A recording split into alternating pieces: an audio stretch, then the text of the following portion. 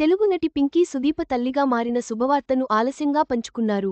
2015లో బిడ్డను కోల్పోయిన ఆమె, 10 ఏళ్ల తర్వాత పండంటి కొడుకుకు జన్మనిచ్చారు. తాజాగా బాబు బారసాల వేడుకను ఘనంగా నిర్వహించగా, అభిమానులు ఆమెకు శుభాకాంక్షలు తెలియజేస్తున్నారు. ఆమె ఎమోషనల్ జర్నీ ఇది. తెలుగు సినీ నటి పింకీ సుదీప తల్లిగా ప్రమోషన్ పొందింది. తనకు కొడుకు పుట్టాడన్న శుభవార్తను ఆలస్యంగా సోషల్ మీడియాలో షేర్ చేసింది. తాజాగా బాబు బారసాల ఫంక్షన్ ఘనంగా చేసింది.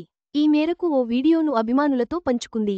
అందులో బాబును నవమోసాలు మోసిన సుదీప పుట్టను ఆమె భర్త శ్రీరంగనాథ్ ఆప్యాయంగా ముద్దాడాడు. తర్వాత దంపతులిద్దరూ బాబును ఎత్తుకుని చూపించారు. ఇది చూసిన అభిమానులు ఆమెకు మరోసారి శుభాకాంక్షలు తెలియజేస్తున్నారు. సినిమా సుదీప 1994లో ధర్మరాజు ఏ సినిమాతో వెండితెరపై అడుగుపెట్టింది. మా అన్నయ్య, అల్లుడుగారు వచ్చారు, బొమ్మరిల్లు, స్టాలిన్, బిందాస్, మిస్టర్ పర్ఫెక్ట్ చిత్రాల్లో నటించింది. నువ్వు నాకు నచ్చావ్ మూవీతో పింకీగా పాపులారిటీ తెచ్చుకుంది. తెలుగు బిగ్ బాస్ 6వ సీజన్లోనూ పాల్గొంది. షోలో ఉన్నప్పుడు తనకు గర్భస్రావం అయిన విషయాన్ని చెప్తూ ఎమోషనలైంది.